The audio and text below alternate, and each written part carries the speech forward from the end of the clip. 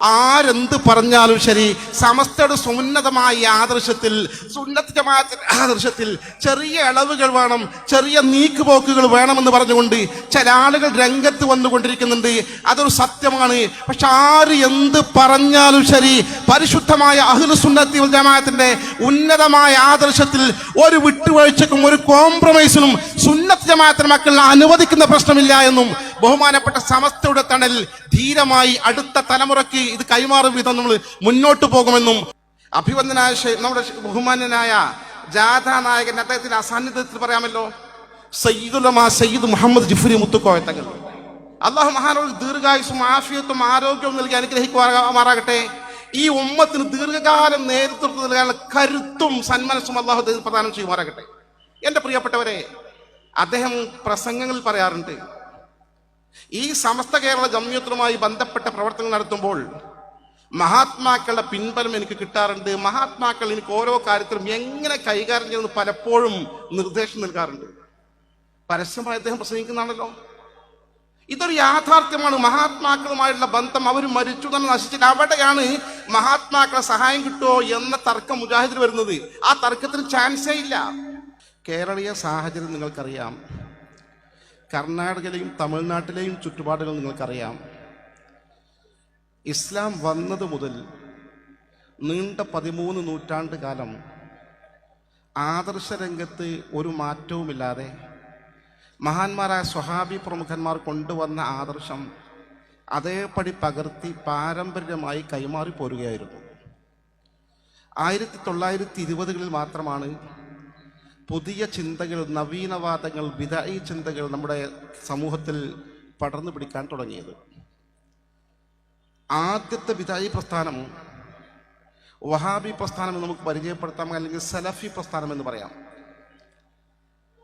അത് തുടങ്ങി മറ്റെല്ലാ ബിദഈ പ്രസ്ഥാനങ്ങളെയും ഒരു പ്രത്യേകത,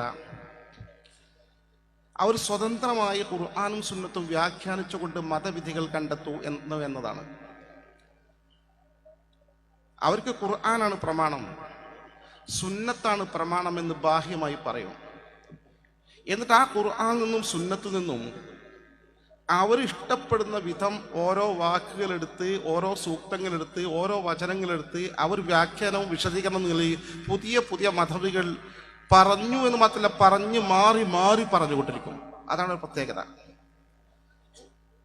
ഒരു നിയന്ത്രണമില്ല, അവരെ കൺട്രോൾ ചെയ്യാൻ അവർക്കൊരു സംവിധാനവുമില്ല.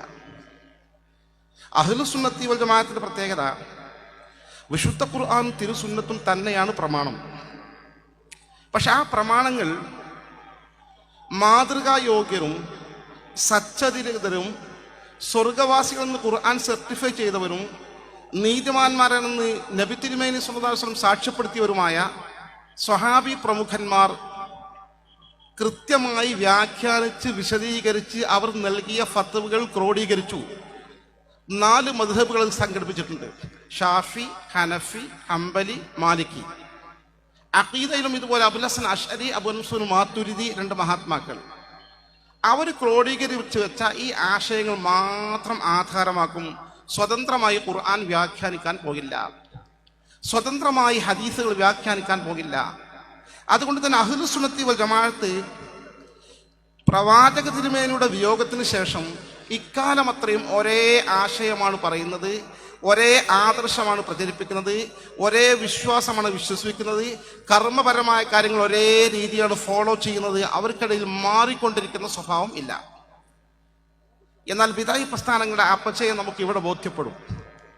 അവർ സ്വതന്ത്രമായി ഖുർആനും ഹദീസും വ്യാഖ്യാനിക്കുന്നത് കൊണ്ട് അവർ മാറി മാറി പറഞ്ഞുകൊണ്ടിരിക്കും. ഒരു മൗലവിക്ക് കിട്ടിയ ആശയമല്ല അടുത്ത മൗലവിക്ക് കിട്ടുക. തൊട്ടടുത്ത മൗലവി മറ്റൊരു ഗവേഷണം നടത്തി പുതിയ മസ്അല വിഷയത്തിൽ അവതരിപ്പിക്കും. അതിന് ഏറ്റവും ലേറ്റസ്റ്റ് തെളിവാണ്, ഇന്നിപ്പോൾ ഞാൻ വരുന്ന വഴിക്ക് കേരളത്തിലെ മുജാഹിദ് പ്രസ്ഥാനത്തിലെ പ്രമുഖനായ മൗലവിയുടെ ഒരു പോസ്റ്റ് കണ്ടു. അയാൾ KNMന്റെ സംസ്ഥാന കമ്മിറ്റി പ്രസിദ്ധീകരണത്തിന് വേണ്ടി പുസ്തകങ്ങൾ എഴുതിയ യോഗ്യനായ പണ്ഡിതനായിട്ടാണ് അവർ അവതരിപ്പിക്കുന്നത്. അദ്ദേഹത്തിന്റെ പുതിയ ഗവേഷണം, തറാവിഹ് ജമാഅത്തായി നിസ്കരിക്കാൻ പാടില്ല, അത് വീടുകൾ വെച്ചാണ് നിസ്കരിക്കേണ്ടത്. പ്രവാചകന്റെ പ്രത്യേക ഘട്ടത്തിൽ 2-3 ദിവസമാണ് നിസ്കരിച്ചത്, അത് തന്നെ തറാവിഹാണ്, നിശ്ചയമല്ല. അത് തറാവി പള്ളികളിൽ നിന്ന് ഒഴിവാക്കി വീട്ടിൽ നിസ്കരിക്കണമെന്നാണ് അദ്ദേഹം സിദ്ധാന്തിക്കുന്നത്. ഞാൻ ഉദാഹരിച്ചത് മാറി മാറി പറഞ്ഞുകൊണ്ടിരിക്കുകയാണ്. ഇതേ തറാവിയെ കുറിച്ച് 20 റക്അത്ത് ലോക മുസ്ലിങ്ങൾ നിസ്കരിച്ചു കൊണ്ടിരിക്കുമ്പോൾ ഇവർ പറഞ്ഞത് അത് 8 റക്അത്താണെന്ന് ആദ്യകാലത്ത് വലിയ വാദങ്ങൾ ഉയർത്തിക്കൊണ്ട് പറഞ്ഞു, ഒരുപാട് തെളിവുകൾ. പിന്നീട് അത് 11 റക്അത്താണെന്ന് പറഞ്ഞു. പിന്നീട് അത് മാറ്റിയിട്ട് തറാവീഹ് തന്നെയാണ് വിത്ർ, തറാവീഹ് എന്ന സെപ്പറേറ്റ് ഒരു നിസ്കാരമില്ല, അതുകൊണ്ട് 1 മുതൽ 11 വരെ നിസ്കരിക്കാം എന്നാക്കി മാറ്റി. ഈ വിഭാഗമാണ് ഇന്നിപ്പോൾ പറയുന്നത് പള്ളിയിലല്ല തറാവീഹ് നിസ്കരിക്കേണ്ടത്, വീട്ടിലാണ് നിസ്കരിക്കേണ്ടത് എന്ന് ഇന്നത്തെ പുതിയ ലേറ്റസ്റ്റ് മതവീക്ഷണമാണ്. ഇത് ഒറ്റപ്പെട്ട സംഭവമല്ല, ഏത് വിഷയത്തിലും അങ്ങനെ തന്നെയാണ്. നിസ്കാരാനന്തര കൂട്ടപ്രാർത്ഥനയെ കുറിച്ച് വലിയ ചർച്ച ഒരു കാലഘട്ടത്തിൽ നടന്നിരുന്നു. അവർ പറഞ്ഞു നിസ്കാരാനന്തരം കൂട്ടപ്രാർത്ഥന നടത്തൽ ബിദ്അത്താണ്, അനാചാരമാണ്. കാലങ്ങൾ കഴിഞ്ഞു. പിന്നീട് അവർ പറഞ്ഞു നിസ്കാരം എന്ന് പറഞ്ഞാൽ തന്നെ പ്രാർത്ഥനയാണ്, സ്വലാത്ത് എന്നാൽ പ്രാർത്ഥന എന്നാണ് അർത്ഥം, ദുആ എന്നാണ് അർത്ഥം. അതുകൊണ്ട് പ്രാർത്ഥനയ്ക്ക് ശേഷം മറ്റൊരു പ്രാർത്ഥന വേണോ, തനിച്ചും പ്രാർത്ഥിക്കണ്ട എന്നർത്ഥം. മൂന്നാമതായി അവർ കൊണ്ടുവന്ന പുതിയ ആശയം അവർ ചർച്ച ചെയ്തുകൊണ്ടിരിക്കുന്നത് പ്രാർത്ഥിക്കുമ്പോൾ കൈ ഉയർത്തണം, തെളിവുണ്ടോ, കൈ ഉയർത്താൻ തെളിവുണ്ടോ, തെളിവില്ല എന്നാണ് അവർ പറയുന്നത്. അതുകൊണ്ട് പ്രാർത്ഥിക്കുകയാണെങ്കിൽ തന്നെ കൈ ഉയർത്തണ്ട, പരമാവധി കൈ ഉയർത്തുകയാണെങ്കിൽ അവരുടെ ഹത്തീബ് പറയുകയാണ് അള്ളാഹു എത്ര വലിയ കാര്യം നമ്മൾ ചോദിച്ചാലും അള്ളാഹുവിന് ചെറിയതാണ്, അതുകൊണ്ട് ജസ്റ്റ് എനിക്കതൊന്ന് തരുമോ എന്നൊക്കെ പറയുമ്പോൾ ഇങ്ങനെ കയ്യുയർത്തിയാൽ മതി, അതിനപ്പുറം കയ്യുയർത്തണ്ട എന്ന ഏറ്റവും നവീനമായ അപകടകരമായ പുതിയ പുതിയ വാദങ്ങൾ അള്ളാഹുവിന്റെ ദീനിൽ അവർ അവതരിപ്പിച്ചുകൊണ്ടിരിക്കുകയാണ്. മുസ്ലിം സ്ത്രീകൾ മുഖം മറക്കരുത് എന്നാണ് അവർ ഇത്രയും കാലം പഠിപ്പിച്ചിരുന്നത്. മുസ്ലിം സ്ത്രീകൾ മുഖം മറക്കാൻ പാടില്ല. പുരുഷന്മാർക്കിടയിൽ അവർക്ക് ഇറങ്ങാം, പ്രവർത്തിക്കാം, പ്രസംഗിക്കാം, പ്രചരണം നടത്താം, എല്ലാം അവർ അനുവദിച്ചിരുന്നു. അവരെ സമ്മേളന വേദികളിൽ ആണും പെണ്ണും ഒരുപോലെ നിറഞ്ഞു നിൽക്കും, ഒരുപോലെ പ്രസംഗിക്കും. മുജാഹിദ് പ്രസ്ഥാനം പടർന്നപ്പോൾ ഇതാ അവർ തന്നെ പറയുന്നു മുസ്ലിം സ്ത്രീകൾ മുഖം മറച്ചിരിക്കണം, കാലു മറച്ചിരിക്കണം, കയ്യു മറച്ചിരിക്കണം. സാക്ഷാൽ സുന്നത്ത് ജമാഅത്ത് പറയുന്ന അതേ ആശയത്തിന്റെ തനിപ്പകർപ്പ് അവർ പ്രചരിപ്പിച്ചുകൊണ്ടിരിക്കുന്നു. അവർ മാറി മാറി ഇത്തരം ആശയങ്ങൾ അവതരിപ്പിച്ചുകൊണ്ടിരിക്കുന്നത് നമുക്ക് കാണാൻ സാധിച്ചുകൊണ്ടിരിക്കുന്നു. ഇത്തരത്തിലുള്ള കാര്യങ്ങൾ, വിശ്വാസപരമായ കാര്യങ്ങൾ ഒരുപാട് കാലം അവർ പറഞ്ഞു മറഞ്ഞ വഴിക്ക് ഉപകാരവും ഉപദ്രവം ചെയ്യാൻ കഴിയുന്നവൻ അള്ളാഹു മാത്രം. അപ്പം അമ്പിയാക്കൾക്കും ഔലിയാക്കൾക്കും നമ്മളെ സഹായിക്കാൻ സാധിക്കുമോ എന്ന പ്രശ്നമാണ് പ്രശ്നം. അമ്പിയാക്കൾക്കും ഔലിയാക്കൾക്കും മറഞ്ഞ വഴിക്ക് സഹായിക്കാൻ കഴിയില്ല, കാരണം മരിച്ചു പോയില്ലേ. ഇനി അവർ സഹായിക്കണം മറഞ്ഞ വഴിയാണ്, മറഞ്ഞ വഴി സഹായം അള്ളാഹുവിന് മാത്രമേ കഴിയൂ. ഇത്രയും കാലം ഇത് പഠിപ്പിച്ചുകൊണ്ട് കേരളീയ മുസ്ലിം സമൂഹത്തെ, കന്നഡയിലെ മുസ്ലിം സമൂഹത്തെ, തമിഴ്നാട്ടിലെ മുസ്ലിം മക്കളെ വഴിതെറ്റിച്ച ഈ സഹോദരന്മാർ ഇപ്പൊ കഴിഞ്ഞ കുറച്ച് കാലമായി പറയുകയാണ് അല്ല, മറഞ്ഞ വഴിക്ക് ജിന്നിന് ഉപകാരങ്ങൾ ഉപദ്രവം ചെയ്യാൻ കഴിയും, മറഞ്ഞ വഴിക്ക് പിശാചിന് ഉപകാരവും ഉപദ്രവം ചെയ്യാൻ കഴിയും, മറഞ്ഞ വഴിക്ക് മലക്കുകൾക്ക് ഉപകാരം ഉപദ്രവം ചെയ്യാൻ കഴിയും. ഈ വിഷയത്തിൽ അവർക്ക് തീർപ്പ് കൽപ്പിക്കാൻ ഇപ്പോഴും തർക്ക വിതർക്കങ്ങൾ തുടർന്നുകൊണ്ടേയിരിക്കുകയാണ്. ഒരു വിഭാഗം അവർക്ക് കഴിവുണ്ട് എന്നും ഒരു വിഭാഗം അവർക്ക് കഴിവില്ല എന്നും. അപ്പൊ കൃത്യമായി എന്താണ് തൗഹീദ്, എന്താണ് ലാ ഇലാഹ ഇല്ലല്ലാഹ് എന്നതിന്റെ അർത്ഥം അവർക്ക് പഠിപ്പിക്കാനും ബോധ്യപ്പെടുത്താനും കഴിയാത്ത ഒരു സങ്കടകരമായ അവസ്ഥാവിശേഷത്തിൽ അവരിങ്ങനെ ഉഴലച്ചിൽ അകപ്പെട്ടു കൊണ്ടിരിക്കുകയാണ്. ഒരു കൃത്യമായ മറുപടി ഒരു പറയാൻ കഴിയും. കാരണം മറഞ്ഞ വഴിക്ക് ജിന്നിന് അല്ലെങ്കിൽ പിശാചിന് ഉപദ്രവിക്കാൻ കഴിയും എന്ന് സമ്മതിച്ചാൽ, അപ്പൊ ലാ ഇലാഹ അർത്ഥം മറഞ്ഞ വഴിക്ക് ഉപകാരങ്ങൾ ഉപദ്രവം ചെയ്യാൻ കഴിയുന്നവൻ അള്ളാഹു അല്ലാതെ മറ്റാരുമില്ല എന്നല്ല അർത്ഥം. അപ്പൊ പിശാചിന് കഴിയുന്ന പറഞ്ഞാൽ പിശാച് ദൈവമായില്ലേ? അപ്പൊ സമ്മതിക്കാൻ നിർവാഹമല്ല. എന്നാൽ പുതിയ ഖുർആൻ സൂക്തങ്ങളും ഹദീസുകളൊക്കെ നേരായ അർത്ഥം പഴയത് മാറ്റി വെച്ചുകൊണ്ടിരിക്കുന്നു. അങ്ങനെ വെക്കുമ്പോൾ സമ്മതിക്കാൻ നിർവാഹമല്ല. ഇപ്പൊ അവർ പറയുന്നത് ആ വിഷയം ഒരു ഗവേഷണാത്മകമായ വിഷയമാണ്, തൽക്കാലം മാറ്റിവെക്കാം, അതിന്റെ പേരിൽ തർക്കിക്കരുത് എന്നാണ് പറഞ്ഞുകൊണ്ടിരിക്കുന്നത്. ഞാൻ പറയട്ടെ സഹോദരന്മാരെ, മതപരമായ കാര്യങ്ങളിൽ ഒരു തീരുമാനമെടുക്കാൻ കഴിയാതെ മാറി മാറി ആശയങ്ങൾ പറഞ്ഞുകൊണ്ടിരിക്കുന്ന, സർവോപരി ലാ ഇലാഹ ഇല്ലല്ലാഹ് കലിമത്ത് തൗഹീദിന്റെ വചനത്തിന് അതിന് കൃത്യമായ അർത്ഥം സത്യത്തിൽ അബുൽ ബശർ ആദം അലൈഹിസ്സലാത്തു വസ്സലാം മുതൽ നബിയുൽ മുസ്തഫ മുഹമ്മദുൻ സ്വല്ലല്ലാഹു അലൈഹി വസല്ലം തങ്ങൾ വരെയുള്ള 1,00,000-ൽ പരം വരുന്ന നബിമാരും നബി സല്ലല്ലാഹു അലൈഹി വസല്ലം തങ്ങൾക്ക് ശേഷം സ്വഹാബത്തും താബിഈകളുമായി ഈ 14 നൂറ്റാണ്ട് കാലത്തെ ലോക മുസ്ലിം പണ്ഡിത സമൂഹവും ഒരുമിച്ച് രേഖപ്പെടുത്തിയ ലാ ഇലാഹ ഇല്ലല്ലാഹുടെ അർത്ഥം കറക്റ്റാണ്, കൃത്യമാണ്, വ്യക്തമാണ്. അതിന്റെ അർത്ഥം ഇപ്പൊ സ്ഥിരീകരിക്കാനായിട്ടില്ല, നിർവചനം പറയാനായിട്ടില്ല എന്ന് പറഞ്ഞ് മാറ്റിവെക്കുമ്പോൾ ഇത്തരം ഒരു ദൈന്യമായ സാഹചര്യം അഭിമുഖീകരിക്കുന്ന ഈ വിഭാഗത്തെ ആഖിറത്തിന്റെ കാര്യത്തിൽ എങ്ങനെ വിശ്വസിക്കാൻ സാധിക്കും? നിങ്ങൾ സ്വയം ചിന്തിച്ചു നോക്കേ. ഈ തരത്തിലാണ് കാഴ്ചപ്പാടുകൾ. സത്യത്തിൽ അവർക്ക് ഭീമാപത്തം സംഭവിച്ചിരിക്കുകയാണ്. നമ്മെ സംബന്ധിച്ചിടത്തോളം ഒരു കാര്യം ഉറപ്പിച്ചും തറപ്പിച്ചും വിശ്വസിക്കുന്നു. ജീവിച്ചിരിക്കുന്ന കാലത്ത് മഹാത്മാക്കൾക്ക് നമ്മളെ സഹായിക്കാൻ കഴിയുന്നത് പോലെ മരണാനന്തരവും മഹാത്മാക്കൾക്ക് സഹായിക്കാൻ കഴിയും.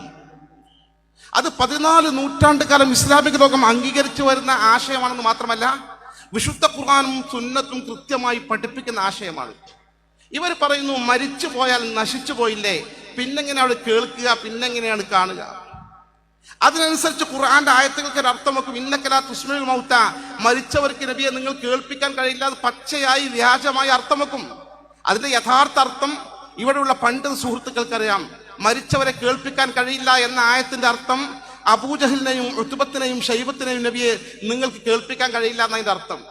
എന്ന് വെച്ചാൽ അവർ ചെവി കേൾക്കൂല എന്നല്ല, കേട്ടിട്ട് സന്മാർഗത്തിലേക്ക് ഹിദായത്തിലേക്ക് വരുത്താൻ കഴിയില്ല എന്ന അർത്ഥം. അല്ല, കേൾക്കൂല എന്നല്ല. ഇതാണ് മരിച്ചവർക്ക് കേൾക്കൂല എന്ന ആലങ്കാരിക പ്രയോഗം ഈ അബൂജഹലിനെയും ഉത്ബത്തിനെയും ഷൈബത്തിനെയും കാഫറുകളുടെ ലീഡർമാരെയും കുറിച്ച് പറഞ്ഞ ആയത്ത് മരിച്ചവർ കേൾക്കില്ല എന്ന് തെളിവായിട്ട് അവർ ഉദ്ധരിക്കുന്നത്. ഇങ്ങനെ ഖുർആൻ പച്ചയായി വളച്ചൊടിച്ചുകൊണ്ട് മരിച്ചുപോയവർ എത്ര വലിയ മഹാത്മാക്കളായിരുന്നാലും ശരി, അവർക്ക് യാതൊരു കഴിവുമില്ല, അവർ അസ്തമിച്ചു പോയി, നശിച്ചുപോയി എന്ന മിഥ്യാധാരണയാണ് അവർ പ്രചരിപ്പിച്ചുകൊണ്ടിരിക്കുന്നത്. അതുകൊണ്ടാണ് ഈ മഹാത്മാക്കളിൽ കിട്ടുന്ന സഹായത്തെക്കുറിച്ച് അവർക്ക് സംശയം. സത്യത്തിൽ ഇസ്ലാമിക വിശ്വാസപ്രകാരം മരിച്ചുപോയാൽ നശിച്ചിട്ടില്ല. മരണമെന്നൊരു അത്ഭുത പ്രതിഭാസമാണ്. ഇന്തിഖാലുഹു മിൻ ഹാലിൻ ഇലാ ഹാലിൻ ആഖിർ. ഒരു മനുഷ്യൻ തൻ്റെ നിലവിലുള്ള സാഹചര്യത്തിൽ നിന്ന് മറ്റൊരു സാഹചര്യത്തിലേക്ക് മാറലാണ് മരണം. മരണം അവസാനമല്ല, പുതിയൊരു ജീവിതമാണ് മരണം. കൃത്യമായി ഖുർആനും ഹദീസും പറഞ്ഞ ഹയാത്ത് ബർസഖിയാണ് മരണാനന്തരം. വമിൻ വറാഇഹിം ബർസഖുൻ ഇലാ യൗമി യുബ്അസൂൻ. നിങ്ങൾക്ക് നിങ്ങളെ തൊട്ട് പിന്നിൽ നിങ്ങളെ കാത്തിരിക്കുന്നത് ബർസഖിയ ജീവിതമാണ്, ഒരു മറക്കപ്പുറത്തെ ജീവിതമാണ്. നമ്മളെ മരിച്ചുപോയ സുഹൃത്തിനെ അല്ലെങ്കിൽ മാതാവിനെ അല്ലെങ്കിൽ പിതാവിനെ നമ്മൾ വെള്ളിയാഴ്ച ദിവസം ഉദാഹരണം പറയുകയാണ്, പോയിട്ട് സിയാറത്ത് ചെയ്ത് സലാം പറഞ്ഞാൽ ജീവിതകാലത്ത് നമ്മളെ കണ്ടാൽ തിരിച്ചറിഞ്ഞിരുന്ന ആളാണെങ്കിൽ മരണാനന്തരവും തിരിച്ചറിയാൻ സാധിക്കുമെന്ന് അഷ്റഫുൽ ഖൽഖി നബി മുത്ത് മുഹമ്മദ് മുസ്തഫ. എത്ര കാലം കഴിഞ്ഞാലും ഒരു പക്ഷേ ഈ ബോഡി നശിച്ചു പോയിട്ടുണ്ടാകാം, പക്ഷെ ആത്മാവ് നശിക്കാത്തതാണ് കാരണം. മരണാനന്തരം അവർ ജീവിച്ചിരിക്കുകയാണ്. പ്രത്യേകിച്ചും മഹാത്മാക്കളാകുമ്പോൾ അവർ വളരെ വിശാലമായ ജീവിതമാണ് നയിക്കുന്നത്. അവർ ഈ ലോകത്തെക്കുറിച്ച് മനസ്സിലാക്കിക്കൊണ്ടിരിക്കുന്നുണ്ട്, ഈ നാട്ടുകാരെ കുറിച്ച് ചിന്തിച്ചുകൊണ്ടിരിക്കുന്നുണ്ട്, അവരെ പ്രസ്ഥാനത്തിന്റെ ബന്ധുക്കളെ കുറിച്ച് ആലോചിച്ചുകൊണ്ടിരിക്കുന്നുണ്ട്. സൂറത്തു യാസീനിലെ സഹോദരന്മാരെ, സൂറത്തു യാസീനിൽ തുർക്കിയിലെ അന്താക്കിയ എന്നൊരു പട്ടണത്തെ കുറിച്ച് ഒരു ചരിത്രം പറയുന്നുണ്ട് ഖുർആൻ. അന്താക്കിയ പട്ടണത്തിൽ അള്ളാഹുവിന്റെ ദൂതന്മാർ വന്നു. മുർസലുകൾ ഇസ്ലാം മതം വിശ്വസിക്കാൻ ജനങ്ങളോട് ആഹ്വാനം ചെയ്തു. അവർ വിശ്വസിക്കാൻ തയ്യാറായില്ല. എന്നിട്ട് ഖുർആൻ ഇങ്ങനെ പറയുന്നത്, വജാഅ മിൻ അഖ്സൽ മദീനത്തി റജുലുൻ യസ്ആ ഖാല യാ ഖൗമി ഇത്തബിഉൽ മുർസലീൻ. ഒരു നല്ല മനുഷ്യൻ വന്നിട്ട് പറഞ്ഞു, ആ പട്ടണത്തിന് അതിവിദൂരമായ ദിക്കിൽ നിന്ന് ഈ പ്രവാചകന്മാരെ നിങ്ങൾ നിരാകരിക്കണ്ട, നിഷേധിക്കണ്ട. ഇത് നല്ല അള്ളാഹുവിന്റെ ദൂതന്മാരാണ്, അവരെ നിങ്ങൾ പിൻപറ്റണം. അവർ നിങ്ങളോട് യാതൊരു പ്രതിഫലവും ചോദിക്കുന്നില്ല, സത്യമാണ് പറയുന്നതെന്ന് പറഞ്ഞപ്പോൾ തർക്കവിതർക്കമായി ആ മനുഷ്യൻ അവർ കശാപ്പ് ചെയ്തു. അദ്ദേഹത്തിന്റെ ഹബീബുൻ നജ്ജാർ എന്നാണ് രക്തസാക്ഷിയായി. ഹബീബുൻ നജ്ജാറിനെ കുറിച്ച് തുടർന്ന് ഖുർആൻ പറയുന്നത് ശ്രദ്ധിച്ചോ. ഖീല ദുഖുലുൽ ജന്ന, അദ്ദേഹത്തോട് പറയപ്പെട്ടു, നീ സ്വർഗലോകത്തേക്ക് പ്രവേശിക്കൂ. നേരിട്ട് ഷഹാദത്താണ്, രക്തസാക്ഷിയാണ് സ്വർഗീയ ലോകത്തേക്ക്. മരണാനന്തരം കാല അദ്ദേഹം പറയുകയാണ്, നോക്ക് മരണാനന്തരം പറയാ, യാ ലൈത ഖൗമി അലമൂൻ ബിമാ ഗഫറ ലി റബ്ബി വജഅലനി മിനൽ മുക്രമീൻ. യാ ലൈത ഖൗമി, എന്റെ ജനങ്ങൾക്ക് മനസ്സിലായിരുന്നെങ്കിൽ എത്ര നന്നായിരുന്നു. ബിമാ ഗഫറ ലി റബ്ബി, ഈ രക്തസാക്ഷിത്വം കൊണ്ട് എന്റെ സകലമായ ദോഷങ്ങളും എന്റെ റബ്ബ് എനിക്ക് പുറത്തു തന്നു. വജഅലനി മിനൽ മുക്രമീൻ, വലിയ ആദരണീയരായ മഹാന്മാരുടെ ഗണത്തിലാണ് ഞാനിപ്പോൾ ഈ വന്നുപെട്ടിരിക്കുന്ന ഷഹീദുകൾ, ശുഹദാക്കളുടെ പദവിയിലാണ്. അൽഹംദുലില്ലാഹ്. ഇത് നാട്ടുകാർ അറിഞ്ഞിരുന്നെങ്കിൽ എന്നാ ചിന്തിക്കുന്നത്. മരണാനന്തരം മഹാത്മാക്കൾ നാട്ടുകാരെ കുറിച്ച് ചിന്തിച്ചുകൊണ്ടിരിക്കുകയാണ്. ഖുർആന്റെ നസ്സല്ലേ, ആർക്കാണ് നിഷേധിക്കാൻ സാധിക്കുക? മരണാനന്തര പുതിയ ലോകമാണ്. അവർ ഈ ലോകത്തെ ആളുകളെ കുറിച്ച് ചിന്തിക്കുന്നുണ്ട്, ബന്ധപ്പെടുന്നുണ്ട്. ഇവിടെയുള്ള ബന്ധപ്പെട്ട ആളുകൾക്ക് അവർ സഹായം നൽകുന്നുണ്ട്. ത്വരീഖത്തുമായി ബന്ധപ്പെട്ട ആളുകൾക്ക് അത് യാഥാർത്ഥ്യം തിരിച്ചറിയാൻ നേർക്കുനേരെ സാധിക്കും. അവരുടെ മശായിഖ് വന്നവർക്ക് മദത് കിട്ടും.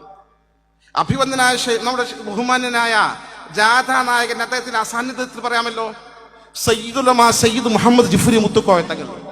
അള്ളാഹു മഹാനോട് ദീർഘായുസും ആഫിയത്തും ആരോഗ്യവും നൽകി അനുഗ്രഹിക്കുമാറാകട്ടെ. ഈ ഉമ്മത്തിന് ദീർഘകാലം നേതൃത്വം നൽകാനുള്ള കരുത്തും സന്മനസ്സും അള്ളാഹു പ്രദാനം ചെയ്യുമാറാകട്ടെ. എൻ്റെ പ്രിയപ്പെട്ടവരെ, അദ്ദേഹം പ്രസംഗങ്ങളിൽ പറയാറുണ്ട്, ഈ സമസ്ത കേരള ജംഇയ്യത്തുമായി ബന്ധപ്പെട്ട പ്രവർത്തനങ്ങൾ നടത്തുമ്പോൾ മഹാത്മാക്കളുടെ പിൻബലം എനിക്ക് കിട്ടാറുണ്ട്. മഹാത്മാക്കൾ എനിക്ക് ഓരോ കാര്യത്തിലും എങ്ങനെ കൈകാര്യം ചെയ്യുന്നത് പലപ്പോഴും നിർദ്ദേശം നൽകാറുണ്ട്. പരസ്യമായി അദ്ദേഹം പ്രസംഗിക്കുന്നതാണല്ലോ. ഇതൊരു യാഥാർത്ഥ്യമാണ്. മഹാത്മാക്കളുമായുള്ള ബന്ധം, അവർ മരിച്ചു തന്നെ നശിച്ചിട്ട് അവിടെയാണ് മഹാത്മാക്കളെ സഹായം കിട്ടുമോ എന്ന തർക്കം മുജാഹിദിൽ വരുന്നത്. ആ തർക്കത്തിന് ചാൻസേ ഇല്ല. അംഗീകൃതമായ ഒരു റിപ്പോർട്ടിൽ പറയുന്ന സംഭവം ഞാൻ നിങ്ങൾ വായിച്ചു കേൾപ്പിക്കാം. ഇമാം ബുഖാരി റഹ്മത്തുള്ളാഹി അലൈഹിന്റെ മരണത്തെക്കുറിച്ച്.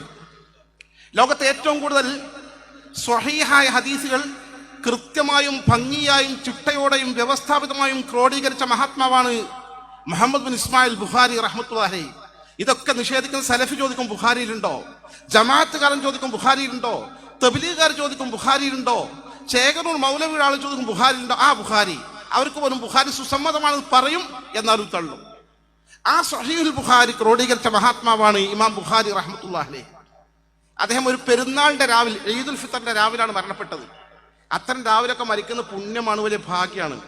വെള്ളിയാഴ്ച പകലിലോ രാവിലോ മരണപ്പെടുക, അല്ലെങ്കിൽ ശ്രേഷ്ഠമായ ദിവസം ഉണ്ട് പെരുന്നാൾ രാവ്, അല്ലെങ്കിൽ പെരുന്നാളിന്റെ പകല്, അല്ലെങ്കിൽ പിന്നെ ലൈലത്തുൽ ഖദറിന്റെ രാവ്, ഇങ്ങനെയുള്ള നല്ല നല്ല രാവുകൾ അല്ലെങ്കിൽ നല്ല നല്ല പകലുകൾ മരണപ്പെടുന്നതൊക്കെ നല്ല സൗഭാഗ്യമാണ്, ഭാഗ്യവാന്മാർക്ക് കിട്ടുന്ന കാര്യമാണ്.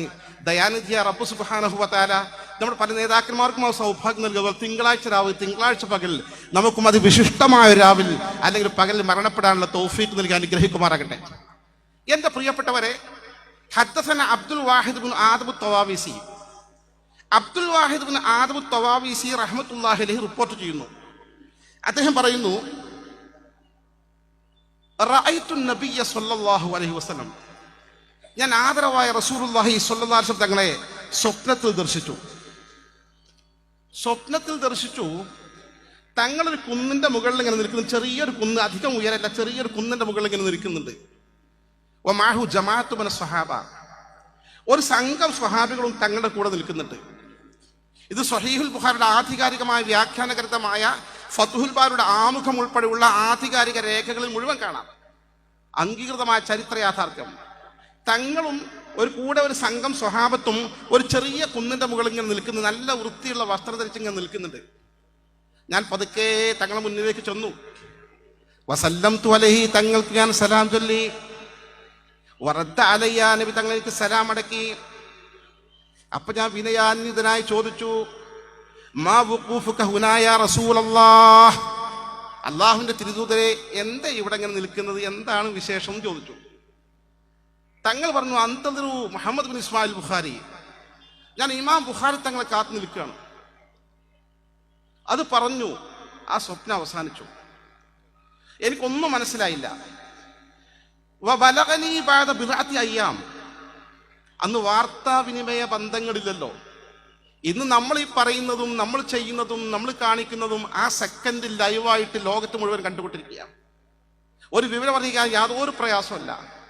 അന്ന് ഒരു വിവരം ഒരു നാട്ടിൽ നിന്ന് മറ്റൊരു നാട്ടിലേക്ക് കിട്ടണമെങ്കിൽ ആരെങ്കിലും ദൂതന്മാരെ പറഞ്ഞയച്ച് അറിയിച്ചിട്ട് വേണം അറിയാൻ. വേറെ മാർഗങ്ങളൊന്നുമില്ല. ആധുനിക വാർത്താ വിനിമയ സംവിധാനം ഒന്നുമില്ലാത്ത കാലഘട്ടം. കുറെ ദിവസങ്ങൾ കഴിഞ്ഞിട്ട് എനിക്ക് വിവരം കിട്ടി.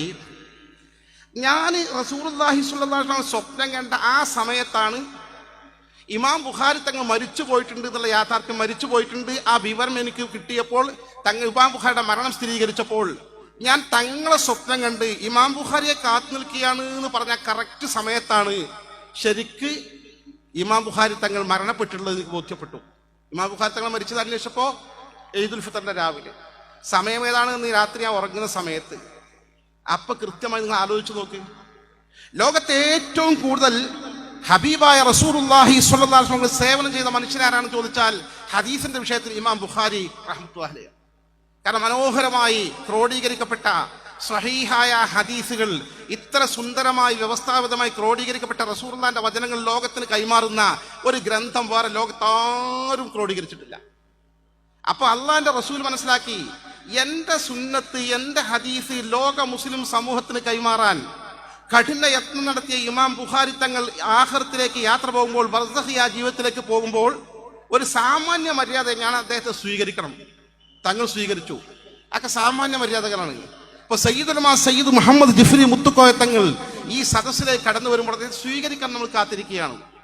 അദ്ദേഹത്തെ അകമ്പടിയോടുകൂടി സ്വീകരിക്കാൻ വേണ്ടി നമ്മുടെ ഒരു ബറ്റാലിയൻ അപ്പുറത്ത് കാത്തിരിക്കുന്നുണ്ട്, ദഫും സ്കൗട്ടും പതാകകളും ഏന്തിക്കൊണ്ട്. കാരണം ബഹുമാന്യരായ ആളുകൾ അങ്ങനെ സ്വീകരിക്കുന്നതാണ്. അപ്പൊ റസൂലുള്ളാഹി സ്വല്ലല്ലാഹു അലൈഹി വസല്ലം തങ്ങൾ വിചാരിച്ചു, എന്റെ ഹബീബായ എനിക്ക് വേണ്ടി ഇത്രമാത്രം സേവനം ചെയ്ത ഇമാം ബുഖാരി തങ്ങൾ ബർസഖിയ ലോകത്തേക്ക് ഒരു പ്രത്യേക യാത്ര, ജീവിതത്തിലെ പ്രത്യേക അനുഭവമാണ്, കുറച്ച് പ്രയാസകരമായ യാത്രയാണ്. ആ യാത്ര ചെയ്യുന്ന ഘട്ടത്തിൽ സ്വീകരിക്കാൻ ഞാൻ ഉണ്ടായാൽ നന്നായിരിക്കും തങ്ങൾ തീരുമാനിച്ചു. മാത്രമല്ല, അങ്ങനെ സ്വീകരിക്കാൻ നിൽക്കുമ്പോൾ ഒരാൾ മാത്രം പോരാ, കൂടെ കുറച്ച് സ്വന്തക്കാർ വേണം. റസൂലുള്ളാഹിന്റെ കൂടെ ഒരു സംഘം സ്വഹാബികളുണ്ട് എന്ന് പറഞ്ഞല്ലോ. ആ സംഘം സ്വഹാബികളെ കൂട്ടിക്കൊണ്ട് ബർസഖിയ ലോകത്തേക്ക്, സ്വർഗീയ ലോകത്ത് ആനയിക്കാൻ വേണ്ടി സാമാന്യമായ ബഹുമാനം എന്ന നിലയിൽ ഇമാം ബുഖാരി തങ്ങൾ സ്വീകരിക്കാൻ വേണ്ടി മഹാനായ നബിയുൽ മുസ്തഫ മുഹമ്മദുൻ സ്വല്ലല്ലാഹു അലൈഹി വസല്ലം തന്റെ പ്രിയപ്പെട്ട അനുചരന്മാരും കാത്തു നിൽക്കുന്നു. നോക്ക് നിങ്ങൾ, ആത്മീയ ലോകത്ത് നടക്കുന്ന സംഭവം ഇവിടെ ഗൗരവമായി ചിന്തിക്കേണ്ടത്. ഒന്ന്, ആദരവായ റസൂലുള്ളാഹി സ്വല്ലല്ലാഹു അലൈഹി വസല്ലം തങ്ങൾ തിരിച്ചറിയുന്നു, എന്റെ പ്രിയപ്പെട്ട ഇമാം ബുഖാരി മരണപ്പെടുന്ന സമയം ഇതാണ്. തങ്ങൾ വഫാത്തായി പോയിട്ടുണ്ടല്ലോ, തങ്ങൾ എങ്ങനെ അറിഞ്ഞു? മറ്റൊന്ന്, ഇമാം ബുഖാരി തങ്ങൾ മരണപ്പെടുന്ന സമയം ഇതാണെന്ന് മാത്രമല്ല, ഇമാം ബുഖാരിയുടെ ആത്മാവ് വരുന്ന വഴി സ്വീകരിക്കാൻ ഒരു സംഘം സ്വഹാബത്തിനെ കൂട്ടി നിൽക്കണമെങ്കിൽ കറക്റ്റ് അതിന്റെ സമയം അറിയണമല്ലോ. എങ്ങനെ അറിഞ്ഞു? ഇതാണ് ആത്മീയ ലോകം. നമ്മൾ വിചാരിക്കുന്ന പോലെയല്ല. മരണാനന്തരം മഹാത്മാക്കളുടെ അർവാഹ് മുഖദ്ദസ മഹാനായ ശംസുൽ ഉലമ ഇ കെ ഉസ്താദ് ഖദ്ദസല്ലാഹു സിർറഹുൽ അസീസ്, മഹാനുടെ ദർജ അല്ലാഹു ഉയർത്തി കൊടുക്കുമാറാകട്ടെ, അദ്ദേഹം എപ്പോഴും പറയാറുണ്ട്, അർവാഹ് മുഖദ്ദസ, വിശുദ്ധാത്മാക്കൾ. വിശുദ്ധാത്മാക്കൾ എന്താ പറയാ? മരണപ്പെട്ട ആളുകൾ എന്നല്ല പറയാറുള്ളത്, ഔലിയാക്കൾ, ആരിഫ്യങ്ങൾ എന്നല്ല പറയാം, വിശുദ്ധാത്മാക്കൾ. ആ വിശുദ്ധമായ അർവാഹ് മുഖദ്ദസ, വിശുദ്ധമായ ആത്മാവുകളാണ് പ്രധാനം. മഹാന്മാർക്ക് അതാണുള്ളത്. അവരുമായി ബന്ധപ്പെട്ട ആളുകൾക്ക് അവർക്ക് മദത് നൽകും, സഹായം നൽകും, അവരുടെ കാര്യങ്ങളിൽ ഇടപെടും. അങ്ങനെ ചെയ്യുമോന്ന് സംശയിക്കുന്ന ആളുകൾക്ക് ഞാൻ ഒരൊറ്റ വാചകം ഫിഖ്ഹിന്റെ കിതാബിൽ ഉദ്ധരിക്കട്ടെ. ലോകത്തെ ഏറ്റവും അംഗീകൃതമായ ഷാഫി മദ്ഹബിലെ കിതാബാണ് തുഹ്ഫ. ആ തുഹ്ഫയിലെ ഷെർവാനി ഉൾപ്പെടെയുള്ള ഒരു ഉദ്ധരണി ഞാൻ നിങ്ങളെ വായിച്ചു കേൾപ്പിക്കാം. സിയാറത്തിനെ കുറിച്ച് ചർച്ച ചെയ്യുന്ന അധ്യായത്തിൽ അമ്മാദി നഹ്വി ദുആ. അപ്പോൾ ദുആ പോലുള്ള കാര്യങ്ങൾക്ക് വേണ്ടിയാണെങ്കിൽ ഫതുസന്നു ലികുല്ലി മുസ്ലിം, ഏത് മുസ്ലിമിന്റെ ഖബർ സിയാറത്ത് ചെയ്യാൻ അവർക്ക് വേണ്ടി ദുആ ചെയ്യാം. ഫാത്തിഹ ദുആ ചെയ്തോ, കുഴപ്പമില്ല. വഅമ്മാലി തബറുക്, എന്നാൽ ബറക്കത്ത് കിട്ടാനാണെങ്കിലോ, പുണ്യം കിട്ടാനാണെങ്കിലോ, ആ മഹാത്മാക്കളുടെ സഹായം കിട്ടാനാണെങ്കിലോ ഫതുസന്നു ലി അഹ്ലിൽ ഖൈർ, എന്നാൽ അഹ്ലുൽ ഖൈറിന്റെ ഖബർ പോയി സിയാറത്ത് ചെയ്യണം. മാലിക് ദിനാർ റഹ്മഹുല്ലാന്റെ ഖബർ പോയി സിയാറത്ത് ചെയ്യണം. ശംസുൽ ഉലമ ഇ കെ ഉസ്താദിന്റെ ഖബർ പോയി സിയാറത്ത് ചെയ്യണം. ഹബീബായ റസൂലുള്ളാഹി സ്വല്ലല്ലാഹു അലൈഹി വസല്ലം ഖബർ പോയി സിയാറത്ത് ചെയ്യണം. അജ്മീർ ഖാജയുടെ ഖബർ പോയി സിയാറത്ത് ചെയ്യണം. എന്താ അവരെ സിയാറത്തിൽ എങ്ങനെ നമുക്ക് നേട്ടം കിട്ടുക? അവിടെ തുടർന്ന് പറയുന്നു ലിഅന്നലഹും, കാരണം വിശുദ്ധാത്മാക്കൾക്ക് അള്ളാഹു നൽകിയിരിക്കുന്നു ഫി ബറാസിഹിം, അവരുടെ ഖബറിന്റെ ലോകത്ത് ബർസഖിയ ജീവിതത്തിൽ തസറുഫാത്തിൻ, കാര്യങ്ങൾ കൈകാര്യം ചെയ്യാനുള്ള ശേഷി അള്ളാഹു നൽകിയിരിക്കുന്നു. കാര്യങ്ങൾ കൈകാര്യം ചെയ്യാനുള്ള കൃത്യമായ കഴിവ് അള്ളാഹു നൽകിയിരിക്കുന്നു. ഓ ബറക്കാത്തിൻ, ബറക്കത്തുകൾ ചൊരിഞ്ഞു കൊടുക്കാനുള്ള അനുഗ്രഹം അള്ളാഹുർക്ക് കൊടുത്തിട്ടുണ്ട്.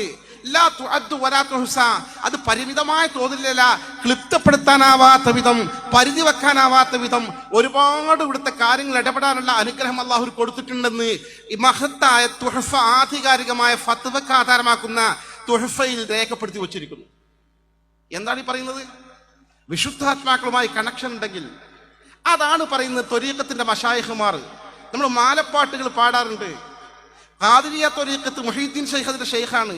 റിഫായി ത്വരീഖത്ത്, ഷാദുലിയ ത്വരീഖത്ത്, സുഹർവർദിയ ത്വരീഖത്ത്, നക്ഷബന്ദിയ ത്വരീഖത്ത്, ഇതിന്റെ പേരിലൊക്കെ ഡ്യൂപ്ലിക്കേറ്റുകൾ വന്നിട്ടുണ്ട്. ഡ്യൂപ്ലിക്കേറ്റ് അവിടെ നിൽക്കട്ടെ, ഒറിജിനൽ ത്വരീഖത്തിന്റെ ആളുകളാണെങ്കിൽ ആ ത്വരീഖത്തിന്റെ ഷെയ്ഖ് വഴി സിൽസിലയായി പാരമ്പര്യമായി ആ ഷെയ്ഖിന്റെ ഇജാസത്ത് അംഗീകരിച്ചുകൊണ്ട് ആ ദിക്റുകളും വിറുതുകളും കൊണ്ട് നടക്കുന്ന ആളുകൾക്ക് പ്രതിസന്ധി ഘട്ടത്തിലുള്ള മശായിഖുമാരുടെ സഹായം കിട്ടിക്കൊണ്ടിരിക്കും. അനുഭവിച്ചറിയുന്ന ആളുകളുണ്ട്. ചരിത്രപരമായ യാഥാർത്ഥ്യമാണ്. അതുകൊണ്ടാണ് മാലപ്പാട്ടുകൾ പ്രതിസന്ധി ഘട്ടത്തെ അവർ സഹായിക്കാൻ പറയുന്നത്, ആവശ്യപ്പെടുന്നത്. വല്ലേ നീലത്തിന്നും എന്നെ വിളിപ്പോർക്ക് വായ്കൂടാ ഉത്തീരം ചെയ്യും ഞാൻ എന്നോവർ. ആര് എവിടെ വെച്ച് എന്നോട് സഹായം തേടിയാലും ഞാൻ സഹായിക്കും എന്ന് പറയാൻ കാരണം അവരുമായുള്ള കണക്ഷനാണ്, ആ ബന്ധം. അത് വളരെ പ്രധാനമാണ്. ഇത്തരം കാര്യങ്ങളൊക്കെ മുൻനിർത്തിക്കൊണ്ടായിരുന്നു ഇന്നലെയുള്ള മാലപ്പാട്ടുകളിൽ വളരെ മനോഹരമായി വളരെ നല്ല പ്രാർത്ഥനാ ഗീതങ്ങൾ എഴുതി വച്ചിരുന്നത്. അവരെ തവസ്സുൽ ചെയ്തുകൊണ്ടും തബറുക്ക് ഉന്നയിച്ചുകൊണ്ടും ഇസ്തിഗാസ ചെയ്തുള്ള പ്രാർത്ഥനകൾ. ഖബറിനെ കുറിച്ച്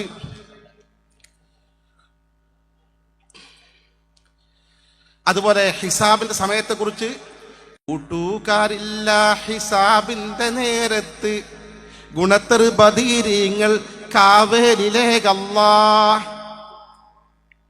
കൂട്ടുകാരില്ലാതെ അള്ളാഹുവിന്റെ ഹിസാബ് കണക്ക് പരിശോധനക്ക് നേരുന്ന സമയത്ത് ബദരീങ്ങളെ ബറക്കത്ത് കൊണ്ട് കാവൽ നൽകണേ അല്ലാ.